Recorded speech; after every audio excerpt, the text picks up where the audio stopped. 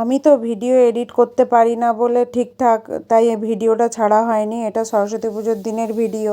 আমাদের বাড়িতে ওই দিন এসেছিলো ছোটো মামাবাবুর ছেলে। ও কোথাও ঘুরতে যায়নি, ও এসে এখানেই ছিল।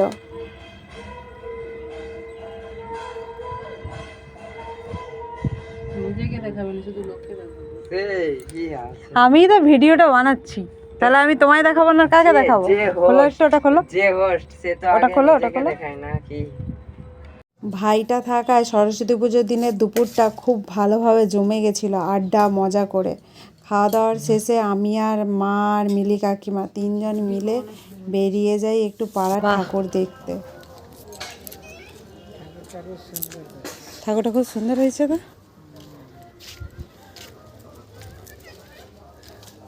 যদিও বা দুটো ঠাকুর দেখেই আমরা বাড়ি চলে আসি, এই সূর্যশিখা ক্লাবের ঠাকুরটাও যেমন সুন্দর হয়েছে, তারপরে কত টফি, প্রায় 49টা টফি ছিল।